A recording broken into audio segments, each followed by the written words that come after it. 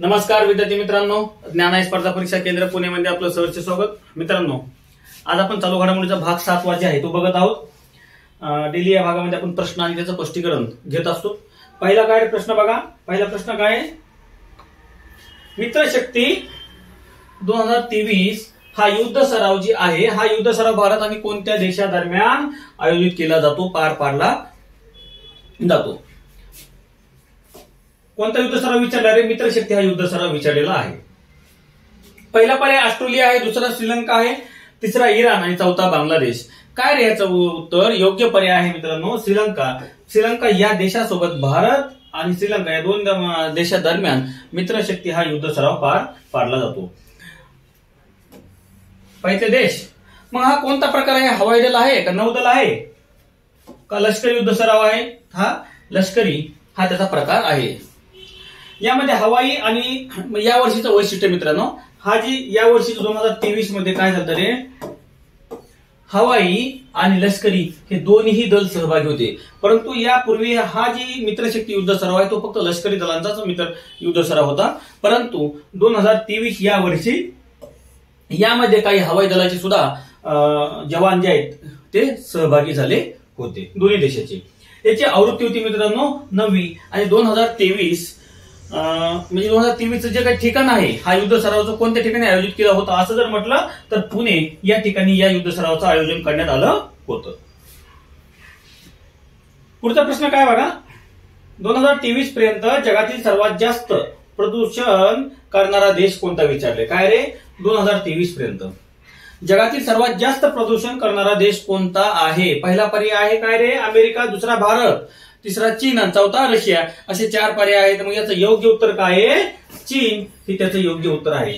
2023 पर्यंत जगातील जेवढं काय प्रदूषण झालंय यापैकी सर्वात जास्त वाटा चीनचा आहे। साधारणपणे एक 38% आसपास चीनचा वाटा आहे।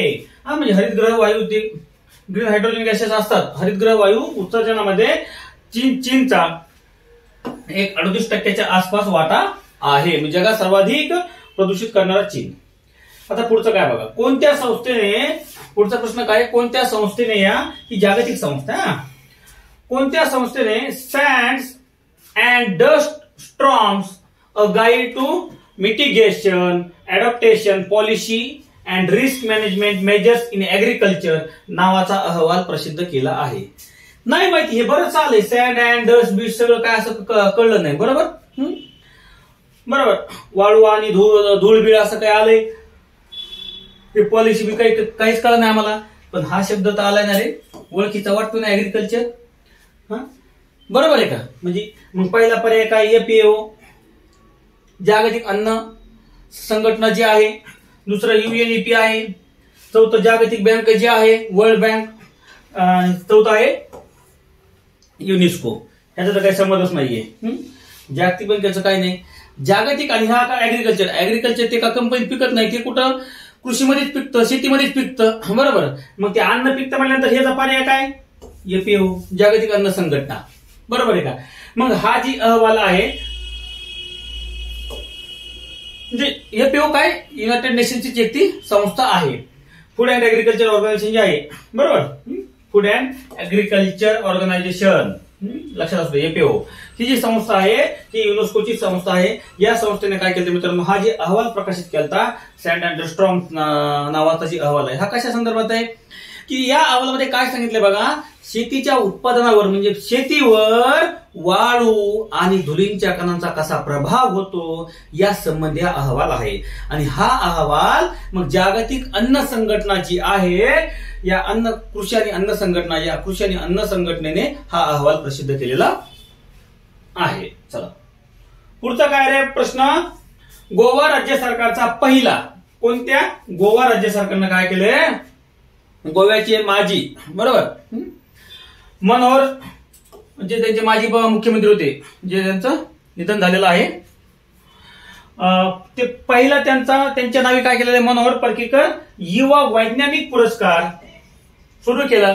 आणि हा पुरस्कार, पहिलाच पुरस्कार कोणाला प्रदान करण्यात आला आहे असा प्रश्न विचारलेला आहे। पहिला पर्याय डॉक्टर मथुराज एस, दुसरा P वीरा मुथुवेल, तिसरा आहे रितू करिधल आणि चौथा आहे कल्पना कलाहस्ती. काय रे त्याचं उत्तर? डॉक्टर मथुराज यस यांना गोवा राज्य सरकारचा पहिला मनोहर पर्रिकर युवा वैज्ञानिक पुरस्कार प्रदान करण्यात आला आहे. मग प्रश्न असा सुद्धा विचारला जाऊ शकतो की कोणत्या राज्य सरकारनं मनोहर पर्रिकर युवा वैज्ञानिक पुरस्कार सुरू केलेला आहे?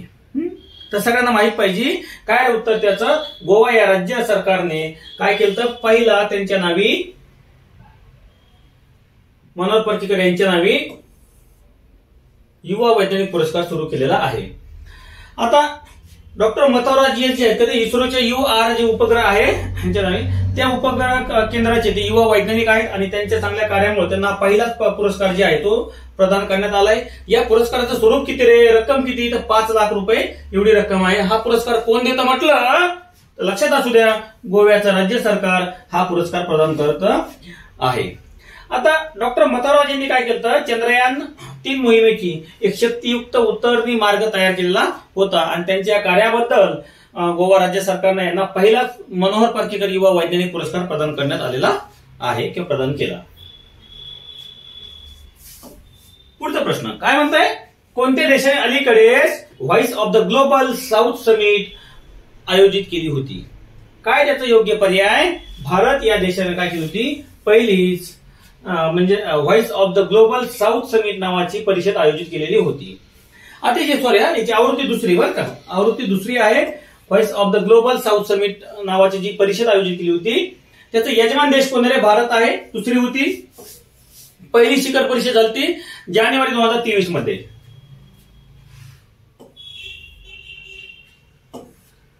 बरोबर. आणि ग्लोबल साऊथ हा शब्द जे आहे मित्रांनो तो पहिल्यांदाच डाव्या विचारसरणीचे जे अमेरिकन लेखक आणि राजकीय कार्यकर्ता होता कोण? कार्ल ओग्लेस्की यांनी या कार्ल ओग्लेस्कीने काय केलं? 1969 मध्ये पहिल्यांदाच ग्लोबल साऊथ हा शब्द उच्चारला होता किंवा वापरला होता. चला पुढचा काय प्रश्न आहे रे? बघा 2023 साठीचा केम्ब्रिज काय आहे? केम्ब्रिज डिक्शनरीचा वर्ड ऑफ द इयर कोणता शब्द आहे? कोणता शब्द आहे रे? हॅल्युसिनेट नावाचा जी शब्द आहे तो केम्ब्रिज डिक्शनरीचा वर्ड ऑफ द इयर नावाचा हा शब्द ठरलाय. तो आर्टिफिशियल इंटेलिजन्सच्या संबंधी तो शब्द वापरला जातो. मग केम्ब्रिज डिक्शनरी जी टीम आहे त्या केम्ब्रिज डिक्शनरीची या टीमनं काय केलं? 2023 या वर्षीचा वर्ड ऑफ द इयर म्हणून कोणत्या शब्दाला रे? हॅल्युसिनेट नावाचा जो शब्द आहे या शब्दाला निवडलेलं होतं. तर कारण काय की लोक हे आर्टिफिशियल इंटेलिजन्स जे आहे याबद्दल का बोलत आहेत याचा नवीन अर्थ लक्षात येतो या शब्दामुळे. त्यामुळे या शब्दाला काय केलं म्हणजे तो जास्त वापरण्यात आला. बरोबर. जागतिक सर्चिंग मध्ये. बघा पुढचं काय रे? एक्झोमार्स ट्रेस गॅस ऑर्बिटर मिशन जे आहे हे कोणत्या अंतराळ संस्थेशी संबंधित आहे? काय रे त्याचं उत्तर? नासा आहे का? इस्रो आहे का? जॅक्सा आहे का? युरोपियन युनियनची आहे ESA. हा तर काय उत्तर आहे त्याचं? ESA जी युरोपियन युनियनची स्पेस एजन्सी आहे या संबंधी म्हणजे या स्पेस एजन्सीचे मिशन आहे. पुढचा प्रश्न ग्लोबल फिशरीज कॉन्फरन्स इंडिया 2023 याचं यजमान राज्य कोणतं? ही जी परिषद झाली या परिषदेचं यजमान राज्य कोणतं? त्याचं उत्तर काय? गुजरात हे त्याचं उत्तर आहे. मग ते ग्लोबल फिशरीज कॉन्फरन्स इंडिया जी 2023 ची आहे ही गुजरात या राज्यातील अहमदाबाद या शहरामध्ये या परिषदेचं आयोजन करण्यात आलं होतं. तर 2023 वर्षाची काय 2023 या वर्षीची थीम काय म्हटले बघा? Celebrating fisheries and aquaculture wealth अशी या 2023 या वर्षाची थीम आहे. मग ही जी परिषद आयोजित केली होती या परिषदेचं उद्दिष्ट काय रे? की उद्दिष्ट काय की बाजारातील अंतर्दृष्टी शेअर करण्यासाठी आणि नेटवर्किंगच्या संधी सुलभ करण्यासाठी प्रमुख भागधारकांना एकाच व्यासपीठावर एकत्र आणणं या परिषदेचा हा उद्दिष्ट होतं. महत्वाचं काय तुम्हाला या वर्षीची थीम कोणती आहे? यजमान राज्य जर विचारलं ठीक आहे, परंतु त्यांनी जर शहर विचारलं तर ते पण तुम्हाला माहित पाहिजे. दोन्ही गोष्टी लक्षात असू द्या. लुपेक्स हा भारतीय अंतराळ संशोधन संस्था इस्रो आणि टिंबटिंब यांच्यातील संयुक्त काय एक प्रकल्प आहे असं त्यात आहे. मग कोणत्या संस्थेचा आहे हा? लुपेक्स म्हणजे नासाचा आहे, युरोपियन स्पेस एजन्सीचा आहे का? जॅक्सा कोणाची? जपानची. कशी येणे? काय उत्तर याचं? जॅक्सा जपान. आता लुपेक्स ही 350 किलो वजनाचं एक रोवरसह लँडिंगची प्रयत्न करणारी 4थी चंद्र मोहीम आहे. आणि ही चंद्र मोहीम जी आहे भारताची इस्रो आणि जपानची जॅक्सा यांच्यातील हा संयुक्त प्रयत्न असणार आहे. हा प्रकल्प आहे. लुपेक्स जे आहे तो चंद्राच्या गडात बाजूला रोवर उतरेल आणि ज्याचा क्वचितच शोध घेतला जातो अशा ठिकाणी हा रोवर उतरणार आहे. मग लक्षात असू द्या, लुपेक्स मोहीम जी आहे ती कशाचा अभ्यास किंवा कोणत्या ग्रहावर? तर चंद्राचा अभ्यास करण्यासाठी. कशाचा रे? चंद्र या ग्रहाचा अभ्यास करण्यासाठी, उपग्रहाचा. आणि मित्रांनो, कोणत्या देशादरम्यान ही आयोजित केली जाते? तर भारत आणि जपान या 2 देशादरम्यान ही लुपेक्स मोहीम राबवली जाते. या गोष्टी पण लक्षात असू द्या. भारताची इस्रो तर जपानची जॅक्सा या 2 संस्थेमार्फत ही मोहीम राबवली जात आहे. पुढचा काय रे? कोणता देश युक्रेनियन डिफेन्स इंडस्ट्रियल बेस कॉन्फरन्सचं आयोजन किंवा यजमान आहे 2023चा? आता युक्रेनियन म्हटलंय, भारत तर नसणार, कारण की आपल्याला रशिया पण तेवढा जवळचा आहे, बरोबर. तेव्हा भारत या गोष्टीला असं कधी सध्याच्या काळात तरी, कारण की आपली इंटरनॅशनल पॉलिसी बघता खरंच जबरदस्त आहे मोदींच्या काळात. तर मग तो भारत या गोष्टी करणार नाही. राहिले हे थोडंसं ब्रिटन किंवा अमेरिका, तर आपल्याला माहित जर्मनी नाही करणार. त्याचे योग्य पर्याय काय? अमेरिकेने काय केली? Ukrainian defence industrial base conference जी आहे ती परिषद ती आयोजित केली होती किंवा त्याचा तो यजमान देश होता. असे आपले प्रश्न रोजचे रोज आहेत मित्रांनो. प्रत्येक विषय भाग असतो आपला, तो संपला. भेटूया पुढच्या भागामध्ये. धन्यवाद. आणि मित्रांनो, आपली टेस्ट सिरीज पण आहे बरं का. ज्ञान अकॅडमीचा ऍप आहे, तुम्हाला कंबाईनची टेस्ट सिरीज आहे. तसंच तुम्हाला चालू घडामोडीची विशेष तुम्हाला कोर्स प्लस टेस्ट सिरीज आहे, फक्त 149 रुपयामध्ये. भेटूया पुढच्या व्हिडिओमध्ये. तोपर्यंत धन्यवाद. नमस्कार.